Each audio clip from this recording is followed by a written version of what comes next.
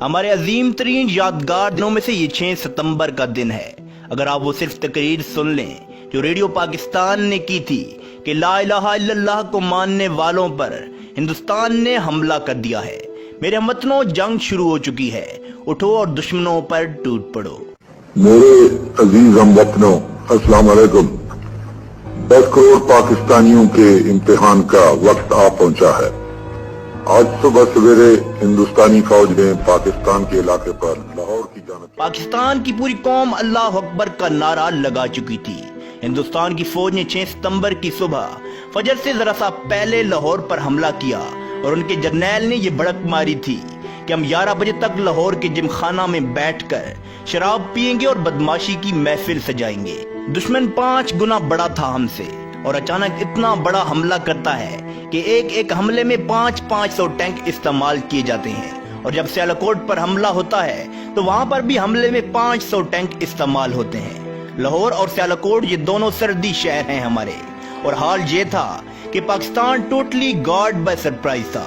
آپ کو واقعہ سناتے ہیں، یہ واقعہ سن کر آپ کو اندازہ ہوگا کہ 6 ستمبر کو ہم اتنے رومانٹک طریقے سے کیوں مناتے ہیں اور 65 کی جنگ میں ایگزیکٹلی ہوا کیا تھا۔ ایئر چیف نے نور خان صاحب کی دلیری دیکھ کر لیڈنگ فرام دا فرنٹ جسے کہتے ہیں، انہوں نے کہا کہ یہ سوٹس نہیں جائیں گی کہ جب تک میں خود یہ نہ دیکھ لوں یہ کتنی خطرناک ہے ہمارے پائلٹس کے لیے۔ پاکستان کی فوج وہ عظیم ترین فوج ہے جس میں فوجی افیسرز کا کیجویلٹی ریٹ بہت زیادہ تھا، اس لیے کہ ہمارے افیسرز آگے بڑھ کر لیڈ کرتے ہیں۔ پاکستان نیوی کے پاس صرف ایک سب مرین تھی اور وہ تھی غازی، اور اس ایک سب مرین نے دشمن کا ناکہ بند کیا ہوا تھا۔ پاکستان کی نیوی آگے بڑھ کر گئی اور دشمن کے ٹھکانے تباہ کر دیے۔ جب سیالکوٹ پر حملہ ہوا تو توپیں فٹ کر دی گئیں اور بڑے بڑے ٹینک لا کر کھڑے کیے ہوئے تھے۔ یہ وہ وقت تھا جب پاکستانی فوج جوابی حملہ کر رہی تھی۔ ایسے معجزات دیکھے گئے کہ جن کے بڑے بڑے آفیسر جنرل اینی شاہد ہیں، بلکہ ان معجزات پر بڑی بڑی کتابیں لکھی گئی ہیں جن میں ان معجزات کا ذکر کیا گیا ہے۔ ایک سیکٹر پر ہماری توپوں کو مدد کی ضرورت پڑی کیونکہ دشمن کے ٹینکوں کا دباؤ بہت سخت تھا۔ دشمن کے ٹینک ہماری توپوں کی آخری حد سے بھی 4 کلومیٹر دور تھے، مطلب یہ کہ گولہ وہاں پر پہنچ ہی نہیں پا رہا تھا جہاں پر دشمن کا ٹینک تھا، اور جب مدد مانگی گئی تو حساب لگایا گیا کہ ہماری توپوں کے گولے تو دشمن تک پہنچ ہی نہیں رہے، اور صورتحال یہ تھی کہ اگر اس وقت مدد نہ دی جاتی ہماری فرنٹ لائن کو تو پورے سیالکوٹ سیکٹر پر دشمن قبضہ کر لیتا۔ اللہ کے توکل پر یقین کریں کہ افسروں کی آنکھوں میں آنسو آ گئے اور انہوں نے اللہ پر توکل کرتے ہوئے توپوں کا منہ دشمن کی طرف کر دیا، اور جب ہماری فوج نے فائر کیا تو عجیب سا معجزہ سامنے آ گیا۔ گولا اپنی ڈیسٹینیشن پر پہنچتے ہوئے 2 سے 3 منٹ لیتا ہے، اور ٹھیک 3 منٹ بعد وائرلیس پر یہ پیغام آیا کہ گولے ٹھیک دشمن کے ٹینکوں کے درمیان پڑ رہے ہیں۔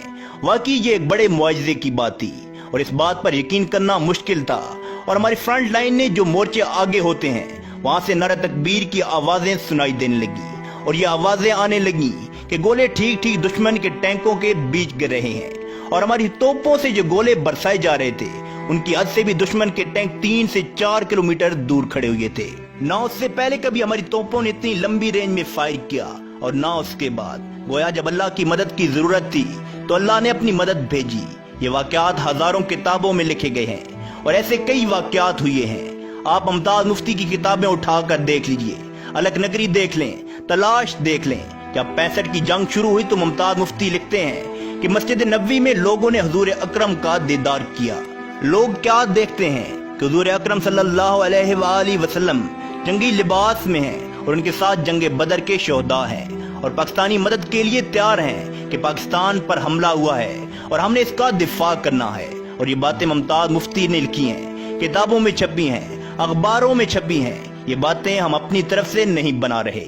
دشمن کے جہازوں کو یہ ذمہ داری دی گئی تھی کہ راوی کے پل پر حملہ کرنا ہے اور اس کو نقصان پہنچانا ہے، لیکن وہ پائلٹ پکڑا گیا، اور جب اس سے پوچھا گیا کہ پل تو تمہارے سامنے تھا، تم نے بمباری کیوں نہیں کی؟ کہتا ہے کہ مجھے بتایا گیا تھا کہ وہاں پر ایک پل ہے، لیکن جب میں نے دیکھا تو وہاں پر 6 پل تھے، میں کس پل کو اڑاتا؟ اور یہ باتیں دشمنوں نے کہی ہیں جو اس وقت پکڑے گئے تھے۔ انہوں نے بتایا کہ ہم نے دیکھا کہ ایک کالے لباس میں فوج تھی، ان کے ہاتھوں میں تلواریں تھیں اور ان تلواروں سے چمک نکل رہی تھی، اور وہ فوج گھوڑوں پر سوار تھی۔ یہ ساری باتیں دشمن کے پائلٹس کی ہیں۔ دشمن نے بتایا کہ ہم لگاتار بم گرا رہے تھے لیکن ایک بھی بم پھٹ نہیں رہا تھا۔ حضور فرماتے ہیں کہ فضائے بدر پیدا کرو، ملائک آج بھی تمہاری مدد کے لیے ضرور آئیں گے۔ جنگ بدر میں ہوا تھا ایسا۔ اللہ تعالیٰ قرآن پاک میں فرماتے ہیں کہ میں نے جنگ بدر میں مسلمانوں کی مدد کے لیے 1000 ملائکہ کو مدد کے لیے بھیجا، اور یہ بات 1400 سال پہلے تک ہی محدود نہیں ہے۔ مسلمان جب بھی پختہ ایمان کا مظاہرہ کریں گے، ملائکہ ان کی مدد کے لیے ضرور آئیں گے۔ 1965 کی جنگ ایک خوبصورت مثال ہے ہمارے لیے، جب لاہور پر حملہ کیا گیا انڈین ڈویژن کی طرف سے، تو انڈین جرنیل اپنے فوجیوں کا اس بات پر حوصلہ بڑھا رہے تھے کہ لاہور صرف 3 یا 4 کلومیٹر دور رہ گیا ہے، ہمت کرو، بس تھوڑا سا رہ گیا ہے، تھوڑا اور چلو اور لاہور تمہارے قبضے میں ہوگا۔ لیکن پاکستانی فوج نے بھی شدید مزاحمت کی تھی اور جسموں پر بم باندھ کر ٹینکوں کے نیچے لیٹ گئے تھے، جس سے دشمن کے ٹینک ہوا میں اس طرح اڑ رہے تھے جیسے تیز آندھی میں تنکے اڑ رہے ہوں۔ حقیقت میں لاہور 3 کلومیٹر دور نہیں تھا بلکہ 14 کلومیٹر دور تھا۔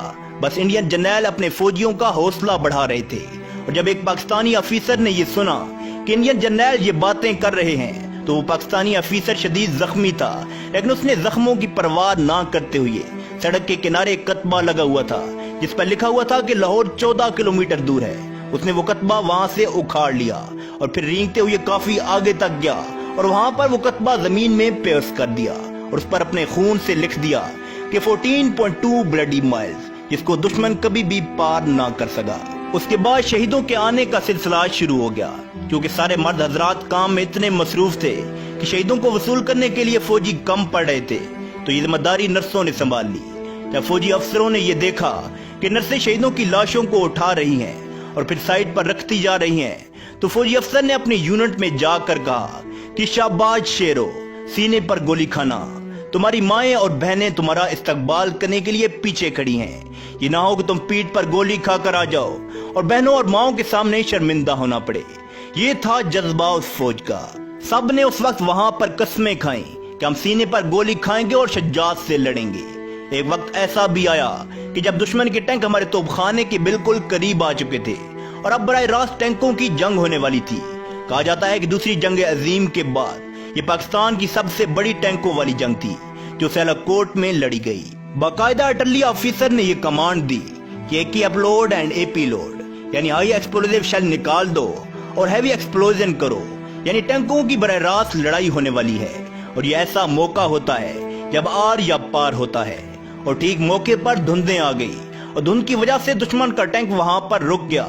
پھر اللہ نے دشمن کی فوج پر خوف طاری کر دیا، اور پھر پاکستانی فوج کے جوانوں نے اور عوام نے بھی اپنے جسموں پر بم باندھ کر ٹینکوں کو اس طرح اڑا دیا جیسے ہوا میں تنکے اڑتے ہیں۔ ایسی کیا چیز تھی جس نے مسلمانوں کو یہ کرنے پر مجبور کیا؟ یقیناً وہ کلمہ تھا، وہی کلمہ جو ہمارے دلوں کی دھڑکنوں میں ہے۔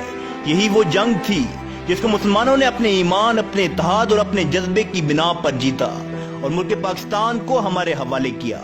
کبھی اس کو چھوڑ کر نہ جانا کہ اس میں ہمارے بزرگوں کا خون شامل ہے۔ تو اس کے ساتھ ہی دوستو ہماری یہ ویڈیو اختتام پذیر ہوتی ہے۔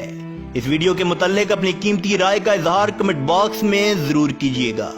تو انشاءاللہ اب دوستوں کے ساتھ اگلی ویڈیو میں ملاقات ہوگی، تب تک کے لیے خدا حافظ۔